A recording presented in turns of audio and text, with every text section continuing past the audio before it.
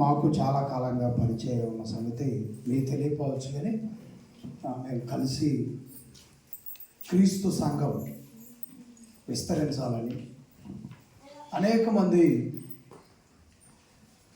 నిజమైనటువంటి సత్యం వైపు ప్రయాణించాలని చాలా కష్టపడి పనిచేశాం. పిల్లరా, మరి ఇలా మొట్టమొదటి బైబిల్ క్లాసులు ప్రారంభిస్తున్నామని చెప్పగానే మనకి చాలా సంతోషంగా మన మధ్యలోకి రావటం చాలా సంతోషం. ప్రియ దేవుని బిడ్డలారా, చక్కగా దేవుని మాటలు విని దేవుని యొక్క వాక్యం యొక్క బలాన్ని మనము జ్ఞానాన్ని మనం సంపాదించుకోవాలి. ఈ మొట్టమొదటి పాఠానికి మనము ముందుగా కొన్ని విషయాలు తెలుసుకొని సమయాన్ని సోదరులకి అప్పగిద్దాం. బైబిల్ పరిశుద్ధ గ్రంథంలో నుండి ప్రార్థన చేసేటువంటి కొన్ని విధానాలను మనం చూస్తూ ఉన్నాం. విశ్వాసి ప్రార్థన చేసే విధానం, ఎలా ప్రార్థన చేయాలి, ఏ విధంగా ప్రార్థన ప్రారంభించాలి, ఎవరికి కృతజ్ఞతాస్తుతులు చెల్లించాలి, ఎవరి ద్వారా చెల్లించాలి, ఎలా ముగించాలి అనేటువంటి విషయాలు మనం ఈరోజు చాలా చక్కగా తెలుసుకుంటున్నాం అన్నయ్య ద్వారా. ముందుగా కొన్ని విషయాలు మనము తెలుసుకుందాం. దేవుడు మహోన్నతుడు, ఆయనను మనము మహోన్నతుడిగా గుర్తించి స్తుతించాలి. ఈ హేతు చేత పరలోకమందును భూమి మీదను ఉన్న ప్రతి కుటుంబం ఏ తండ్రిని బట్టి కుటుంబం అని పిలువబడుచున్నదో ఆ తండ్రి ఎదుట నేను మోకాళ్ళుని. ఎఫెసీ పత్రిక ఒకసారి అందరూ కూడా ఎఫెసీ పత్రిక అపోస్తులైన పౌలు గారు ఎఫెసీలో ఉన్నటువంటి క్రీస్తు వారి సంఘానికి బోధించినటువంటి విధానము 3వ అధ్యాయము 14వ వచనం చదువుకుందాం ఒకసారి. 3వ అధ్యాయము 14వ వచనం. ఈ హేతు చేత పరలోకమందును భూమి మీదను ఉన్న ప్రతి కుటుంబం ఏ తండ్రిని బట్టి కుటుంబం అని పిలువబడుచున్నదో ఆ తండ్రి ఎదుట నేను మోకాళ్ళుని. చాలు. ఇక్కడ పౌలు గారు అక్కడ ఉన్నటువంటి క్రీస్తు వారి సంఘానికి ఏమని నేర్పిస్తున్నాడంటే, మనము పరలోక మందున్న కన్న తండ్రి కుటుంబముగా ఎవరు చేశారు మనల్ని? మనం అసలు దేవుని కుటుంబం అని మనకు తెలియజెప్పింది ఎవరు? మన ప్రభు అయిన యేసుక్రీస్తు మనమంతా మన దేవుని కుటుంబం. పరలోకంలో మనకు తండ్రి ఉన్నాడు, ఆ తండ్రి కుటుంబం అని యేసు ప్రభు మనకి తెలియజెప్తే, ఆ విషయాన్ని పౌలు గారు సంఘమంతటికి యేసు ప్రభు చెప్పిన విషయాన్ని ఆయన ఎక్కడెక్కడైతే స్వార్థ సేవను ప్రారంభించి జరిగించాడు అన్ని ప్రాంతాలలో ఆ విషయాలని చెప్పుకుంటూ వచ్చాడు. మోకాళ్ళుని ప్రార్థన చేస్తూ ఉన్నాం అని యేసు ప్రభు కూడా చాలా చోట్ల మనం చూసినప్పుడు ఆయన మోకాళ్ళ నుంచి ఎడారిలోకి వెళ్ళి పగలంతా చెప్పి సాయంత్రం పూట వెళ్ళి ప్రార్థన చేసినట్టుగా మనము చూస్తాం. ఎవరికి చేశాడు, ఎవరి ద్వారా చేశాడు అన్నది అన్నయ్య మనకు వివరంగా చెప్తారు. యేసు మోకాళ్ళ మీద ప్రార్థన చేసుకున్నాడు, కొన్నిసార్లు నిలబడి ప్రార్థన చేశాడు. ఆయన తండ్రికి ఆయన ప్రార్థన చేసినట్టుగా మనం చూస్తాం. వీళ్ళరా, దేవుడు మహోన్నతుడు, మనిషి అతి సామాన్యుడు.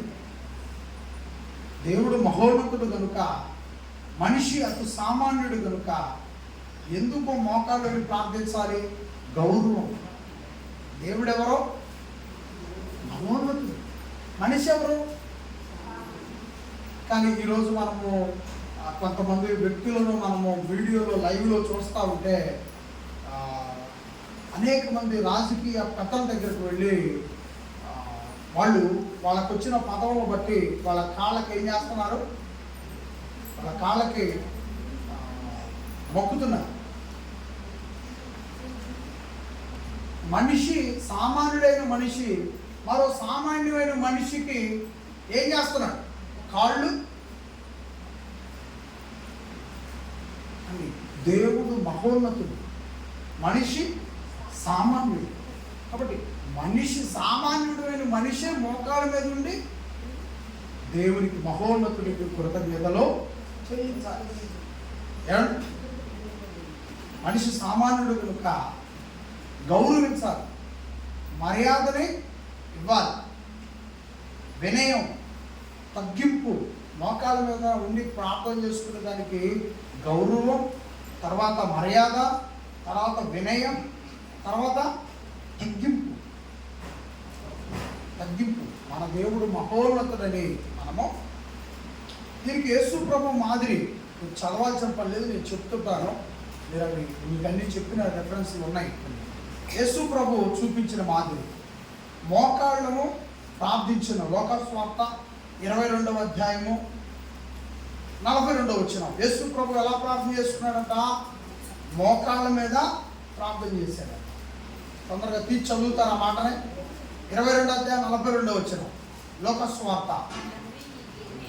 తండ్రి, ఈ గిన్నె నా యొద్ద నుండి తొలగించుటకు, ఆయన యేసుక్రీస్తు వారు అప్పగించబడే చివరి రాత్రి మోకాళ్ళ మీద ఉండి ఆయన ప్రార్థన చేసుకున్నట్లుగా మనం చూస్తున్నాం. అపోస్తులు చూపించిన మాదిరి,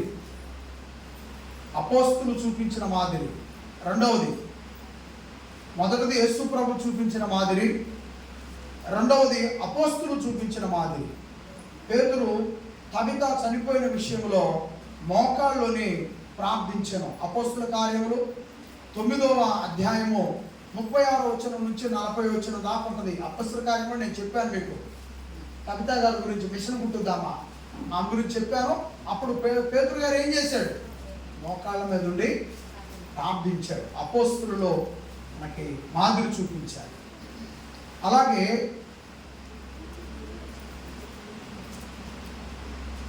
పౌలు గారు ఎఫెసీ సంఘములో పెద్దలతో మాట్లాడే విషయంలో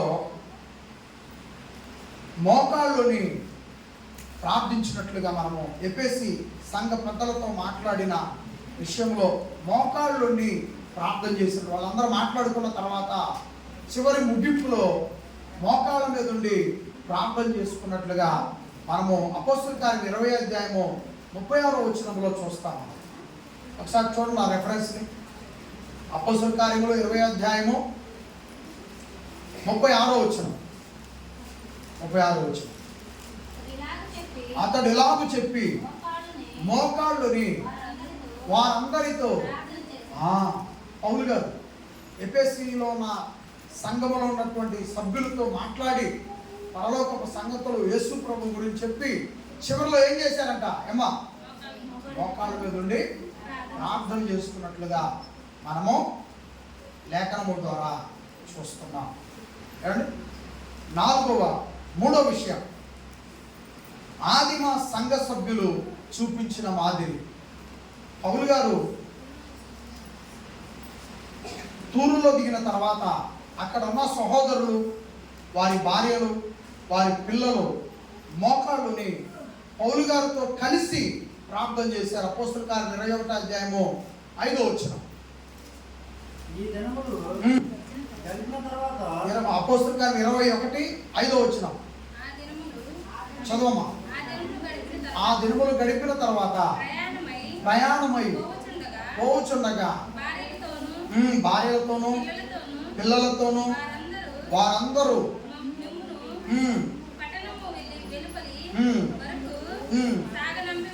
సాగనంపి వచ్చింది. వారి పిల్లలతోనూ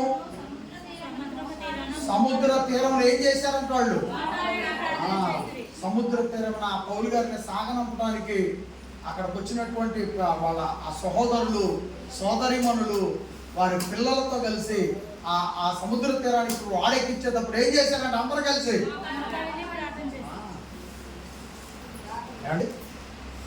ఆదిమ సంఘం మూడవ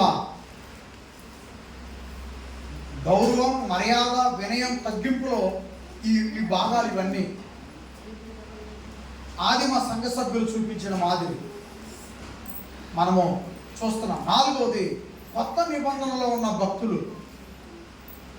కొత్త నిబంధనలో ఉన్న భక్తులు, అలాగే పాత నిబంధనలో ఉన్న భక్తులు. సొలొమోను గారు మోకాళ్ళలోనే ప్రార్థించను. ఈ పుస్తకాలన్నీ తీయటం ఆలస్యమైంది కనుక పెన్ను పేపర్లు ఉంటే మీరు రాసుకోండి, నోట్స్ ఉంటే. రాజులు మొదటి గ్రంథము 8వ అధ్యాయము 54వ వచనం, 2వ దినవృత్తాంతముల గ్రంథము 6వ అధ్యాయము 13వ వచనంలో సొలొమోను గారు మోకాళ్ళలోని ప్రార్థన చేసినట్లుగా మనం చూస్తాం. అలాగే పాత నిబంధనలో ఉన్న భక్తుల్లోనే ఏలియా గారు మోకాళ్ళలోని ప్రార్థించినట్లుగా రాజులు మొదటి గ్రంథము 18వ అధ్యాయము 42వ వచనంలో మనము చూస్తాం. అలాగే హెజ్రా గారు మోకాళ్ళలోని ప్రార్థించినట్లుగా ఎజ్రా గ్రంథము 9వ అధ్యాయము 5వ వచనంలో మనము చూస్తాం. అలాగే దానియేలు గారు మోకాళ్ళలోని ప్రార్థించినట్లుగా దానియేలు గారి గ్రంథం 6వ అధ్యాయము 10వ వచనంలో మనము చూస్తాం. పాత నిబంధనలో భక్తులు చాలామంది చేశారు ప్రార్థనలో. అయితే రెఫరెన్స్ ఆధారంగా ఉన్నటువంటి విధానం ఇది. ఈ పాత నిబంధనలో ఉన్న భక్తులు మొదటి భాగంలో సొలొమోను గారు, రెండవ భాగంలో ఏలియా, ABCD ఈ నలుగురు భక్తులను మన పాత నిబంధనలో మోకరించడం చూస్తాం. అలాగే మొదటిగా యూదులు మనుషులు వాళ్ళందరూ కలిసి వాళ్ళకు మీద ఉండి ప్రార్థన చేసినట్లుగా మనము చూస్తాం. ఎస్తేరు గారి జీవితంలో కూడా మనం చూస్తాం. 3వ ఎస్తేరు గ్రంథము 3వ అధ్యాయము 1వ వచనం నుంచి 4 వచనాల వరకు ఆ యూదు సంభవించబోయే పరిస్థితులను బట్టి దేవునికి వాళ్ళు మోకరించి మొరపెట్టుకున్నట్లుగా మనం చూస్తున్నాం. ప్రియులరా, ముగింపు మాటలు, ఈ 2 మాటలు ముగింపు మాటలు గమనించండి. మనకైతే ఇప్పుడు చాలా మోకాళ్ళు నొప్పులు వచ్చాయి. మోకాళ్ళు ఇప్పుడు డాక్టర్లు ఎక్కువైపోయారు. మోకాళ్ళు ఇప్పుడు హాస్పిటల్ ఎక్కువైపోయాయి. దానికి కారణాలు ఏంటంటే పలు వసతులు మనకు సమకూడటమే. బైకులని ఇవన్నీ కంటిన్యూ రావటం వల్ల కానీ లేదా బైకుల మీద తిరగటం వల్ల కొంచెం వెయిట్ శాతం అంటే బరువు శాతం పెరిగిపోవటం వల్ల చిన్న మోకాళ్ళ మీద భారం పడి చాలా బాధలు పొందుతూ ఉన్నారు. కానీ పూర్వం ఉన్న భక్తులు, తర్వాత ఆదిమ సంఘంలో ఉన్న భక్తులు, యేసు ప్రభుని వెంబడించిన అపోస్తులు, యేసు ప్రభు వారిని అంతా కూడా మోకాళ్ళ మీద ప్రార్థన చేశారు. అలాగని మోకాళ్ళు నొప్పులు ఉన్నా కూడా నువ్వు మోకాళ్ళ మీద చేస్తే నీ ప్రార్థన వింటాడనేది కాదు. ఆ రోజు వాళ్ళు గౌరవ, మర్యాద, వినయం, తగ్గింపుకి ఎంత ప్రాధాన్యత ఇచ్చారు. మోకాళ్ళని ప్రార్థన చేయాలని ఆజ్ఞ లేదు, కానీ విశ్వాసులు చేరి అలాగనే మనము మహోన్నతులను దేవుని ఎదుట తగ్గించుకొని మోకరించి ప్రార్థన చేయుట నీతి. కొంచెం చెప్పిన ఒక్క నిమిషమైనా మోకాళ్ళ మీద ఉన్నది. నేను ఈ మాట చెప్పక తప్పదో. వివాహం కాకముందే ట్రైనింగ్కి వెళ్ళినటువంటి సందర్భాలు, ట్రైనింగ్కి వెళ్ళకముందు కూడా నేను దేవుడి మాటలు తెలుసుకున్నాను. సత్తనపల్లి నవజీవాలయ హాస్టల్లో, అక్కడ కూడా హాస్టల్లో ఉన్నప్పుడు 3 సార్లు ప్రార్థన చేసుకునేవాడు. నాతో పాటు ఇంకా 2-3 సోదరులు తోడు చేసేవాడు. దానియేలు గారిని మాదిరిగా తీసుకున్నప్పుడు మా ప్రిన్సిపాల్ గారు చెప్పేవాడు, దానియేలు గారు 3 దినములు ప్రార్థన చేసి సింహాలు ఆయన ఏం చేయలేదు అని నాకు చెప్పేవాడు. అప్పుడు మేమేం చేసేవాళ్ళు, ఉదయం మాకు 5 గంటలకు లేపు ప్రార్థనలు కూర్చోబెట్టేవాడు. అప్పుడు ఒకసారి చేసుకునేవాడు. అలా కాకుండా 9 గంటలకి కూర్చోబెట్టేవాడు. అప్పుడు ఒకసారి చేసుకునేవాడు. అన్నం తినబోయేదానికి ముందుగా వెళ్ళి నేను మోకరించి ప్రార్థన చేస్తే నాతో పాటు నా ఫ్రెండ్స్ ఉండేవాడు. వాళ్ళు ఇప్పుడు పెదకొరపాడులో ఉన్నారు, 2 స్నేహితులు. వీళ్ళు కూడా నాతో పాటు ప్రార్థన చేశారు. ఆ స్నేహితుడు చనిపోయాడు రాజుపాలి దగ్గర, బెల్లంకోట దగ్గర. అతను చనిపోయాడు. 2 పిల్లలు అతనికి చనిపోయాడు నాతో పాటు సోదరుడు. మేము ప్రార్థన చేసుకున్నాం. అందరూ పిల్లలంతా ఎగతాళి చేసేవారు. రేపు భక్తులు బయలుదేరారు ప్రార్థన చేసుకోవడానికి అని ఎగతాళి చేశారు. మరలా సాయంత్రం మళ్ళీ ప్రార్థన చేసుకున్నాను. అక్కడ నుంచి హాస్టల్ నుంచి వచ్చిన తర్వాత నేను మా ఇంటికి దూరంగా వెళ్ళిపోయి పొలాల్లోనికి వెళ్ళి ఒక యాప చెట్టు కింద ఈ మోకాళ్ళను ముంచి ప్రార్థన చేసుకునేవాడిని. షర్ట్ అంతా తడిసిపోయి ఒక గంట సేపు ఉండేవాడు ప్రార్థన, గంట సేపు ఉండేవాడు. అప్పుడు సన్నంగా ఉన్నాను, నాకేం ఇబ్బందులు లేవు, చేసుకోగలిగాను.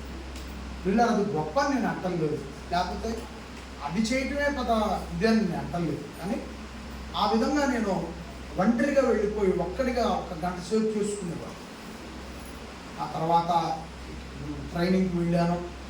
ఆ తర్వాత 2001లో ట్రైనింగ్కి వెళ్ళాను. 2002లో మద్రాసు పట్టణంలో నేను బాప్టిస్ట్ తీసుకున్నాను.